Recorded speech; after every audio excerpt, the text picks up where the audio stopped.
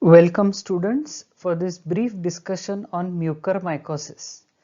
Now the purpose of this lecture is basic knowledge for biology students appearing for NEET as well as MHCET. Now you must have heard of mucormycosis, the black fungus. That is, you can hear about it in the news channels. In COVID-19 patients, there are many cases of black fungus. So what exactly is this black fungus or mucormycosis? Now there are different fungi that cause this black fungus, and most of them are in the genera in the order Mucorales. Now all of you know from your knowledge of 11th standard that Mucor as well as Rhizopus, they are there in Phycomycetes or Zygomycetes. Now these fungi are ubiquitous, that is, you can find the spores as well as these fungi everywhere in the environment. Now especially on decaying vegetation or soil, these fungi will grow very rapidly. Spores are formed and spores are released into the air. Through the air, these spores spread in the entire environment and all the human beings are exposed to these fungi. So in our day-to-day life, we are normally exposed to these spores of these fungi, that is Rhizopus and Mucor. Now if our immune system is intact, if we do not have any underlying disease, then that is not a problem. So for a normal person like you and me, even if we are exposed to the spores of these fungi, we will not get a disease. But the moment there is some underlying compromising condition, then there is a risk of mucormycosis. Now let us see in brief about these fungi, especially in relation to your syllabus of 11th standard biology. Now commonly this black fungus or mucormycosis is due to fungi of the genera Rhizopus, Mucor and Rhizomucor. So these three are common. Now the hyphae of these fungi, they are quite broad, around 5 to 15 micrometers in diameter. They are irregularly branched and aseptate. Now because they are aseptate, that is they are coenocytic and there are no partitions in between, they are slightly fragile and therefore they are difficult to grow from samples.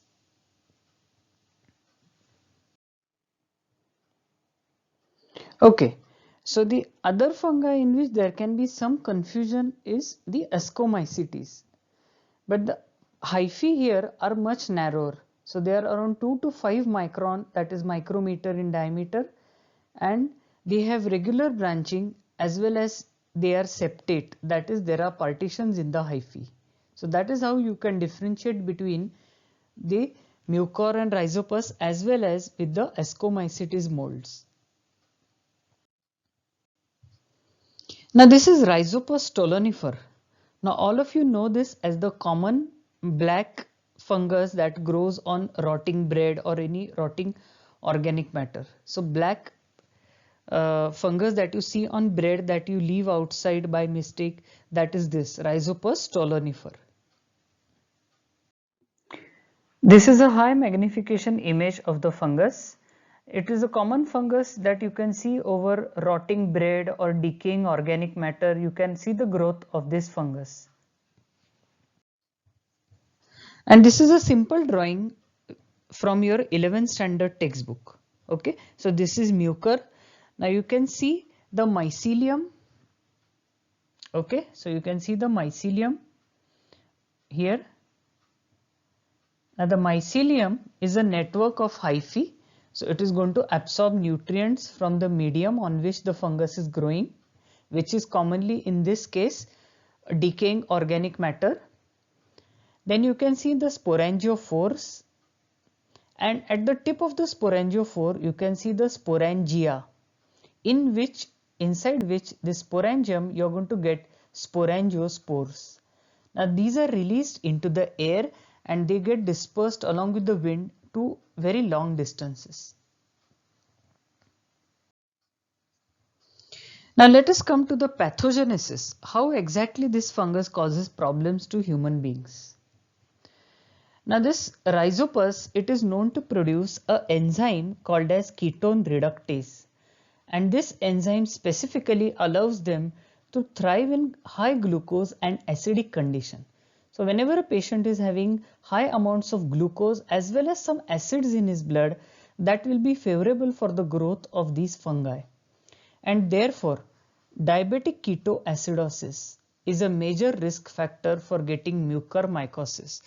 Now, as all of you know, I have taught you about diabetes in detail.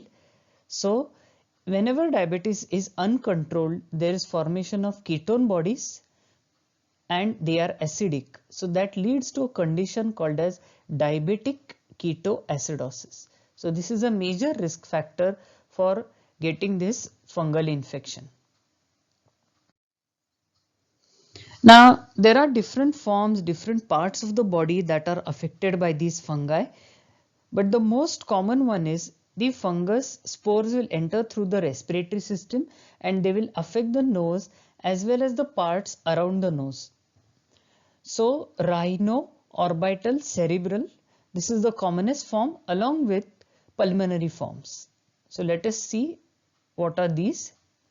So, the spores of mucor or rhizopus, they are there in the air and even normal people do inhale them. But for a susceptible person whose immunity is suppressed or who has some underlying disease, they cause infection and disease.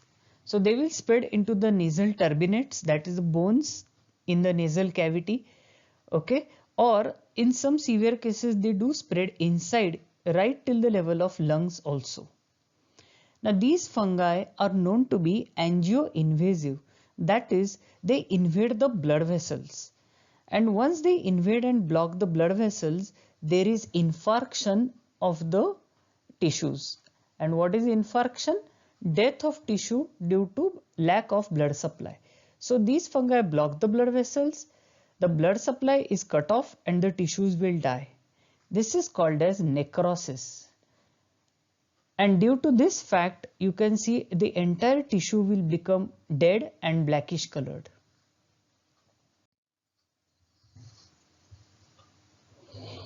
Now, what are the risk factors for getting this mucormycosis? Number one, commonest risk factor that is seen everywhere is diabetes mellitus, especially uncontrolled diabetes that leads to diabetic ketoacidosis. This is the commonest risk factor for getting mucormycosis. Second, so we have seen about diabetes. Second is steroid.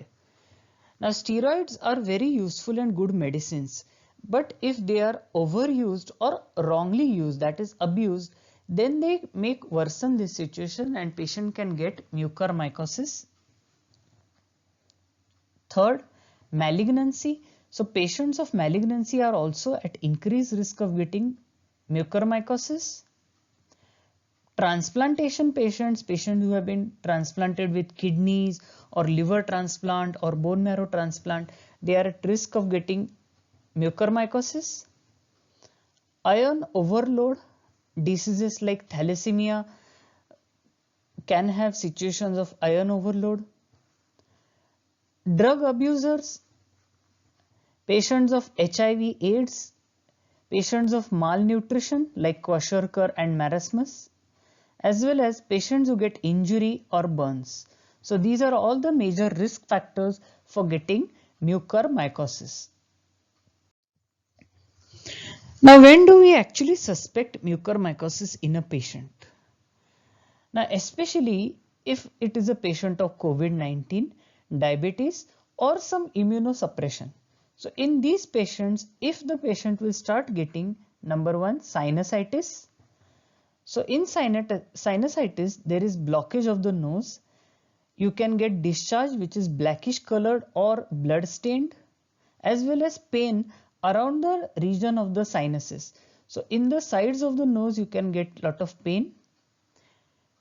Patient can have one-sided facial pain, numbness or swelling. Blackish discoloration. This is one of the important features of mucormycosis. There is blackish discoloration.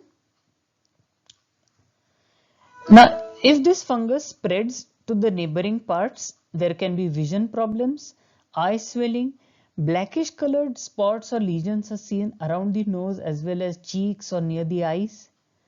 If it spreads deeper into the lungs, there can be chest pain, fever or hemoptysis, that is coughing of blood.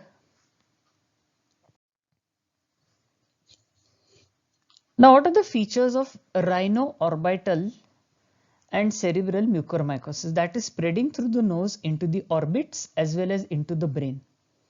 So a susceptible person who is immunosuppressed, the spores enter the paranasal sinuses. Initially, he gets acute sinusitis, that is inflammation of the lining of the sinuses. So there is fever, there is nasal congestion or blockage, there is purulent, that is pus containing nasal discharge, and there is headache. Now this deadly fungus can spread from there either to the palate or to the orbit or to the brain. So it may spread, and that is how then it becomes extremely dangerous.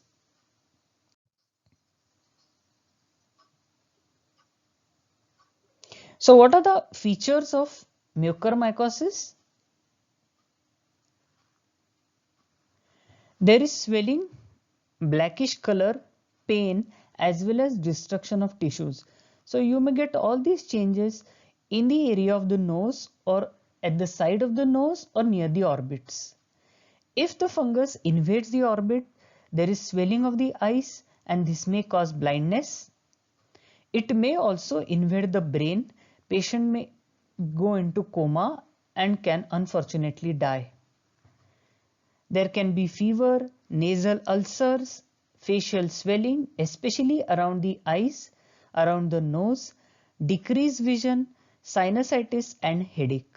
So a treating doctor has to keep all these things in mind. On the left side, you can see a photograph of a patient of mucormycosis. Now you can see the swelling, the redness, the discoloration over the nose as well as at the side of the nose. This is how this fungus can invade the tissues at the side of the nose as well as it can invade the brain as well as the eyes. On the right side, you see a high magnification image of the fungus. Now there can be other forms of mucormycosis also where it will involve the lungs, so pulmonary mucormycosis, where patient gets pneumonia along with death of lung tissue, that is infarction. Patient will present with fever as well as coughing, and in the sticky secretions that come out along with the cough, you may see blood, that is hemoptysis. Now rarely this fungus also affects the other parts of the body like the gastrointestinal tract, the skin, kidneys and excretory system as well as the central nervous system. So the other sites are relatively rare. What is most common is in the area of the nose and the surrounding region. Now how does a doctor diagnose mucormycosis? Number one, histopathology and culture. So parts of the tissue are tested in the laboratory. Doctors will try to grow the fungus and check which fungus it is. So histopathology and culture. KOH staining, where under the microscope we see identify the fungus. And CT scan and MRI scan are useful to identify the invasion of the fungus inside. So if it invades the brain, if it invades the paranasal sinuses, how much it has invaded, how much it has grown inside, that can be seen on a CT scan or a MRI scan. So these are the tests that are done for patients of mucormycosis. Now what is the treatment? In short, I'll tell you about the treatment. There are antifungal drugs like amphotericin B. You must have read it in the newspaper. The lot of demand was there for amphotericin B. So it is the most important medicine. But again, it is only beneficial if it is started early. So if it is too late, then unfortunately the disease is fatal. There are other newer drugs like posaconazole or isavuconazole. They are also used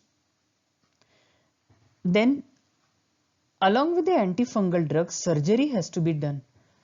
In surgery, the doctors will try to remove the dead and infected tissues. Similarly, it is important for us to control the risk factors like the blood sugar level. So we need to control the diabetes, as well as if the immunity is suppressed, we need to treat that. Now, what is the prevention of mucormycosis? Number one, to control the blood sugar levels. Now, this is very important in patients who have known or who are yet to be diagnosed with diabetes. If the sugar levels are high, that is again a risk factor for getting mucormycosis. So, with insulin or with proper diet, blood sugar levels have to be controlled. Careful use of steroids. Steroids are essential and life-saving medicines, but they have to be used very carefully. Following good hygiene in the hospital as well as at home, clean environment and sterile humidifiers. Now you must have seen in hospitals, whenever oxygen is administered to patients, it is through a machine called a humidifier, which humidifies the air that is coming out. So if that is not clean, fungus can grow in that. Whenever we are handling infected material which is likely to be contaminated with spores of these fungi, masks should be used and gloves should be used. So that is how we can prevent this deadly black fungus, that is mucormycosis. Thank you, dear students. For more such lectures about different topics in biology as well as medicine, kindly subscribe to my YouTube channel. Thank you and best of luck for your exams.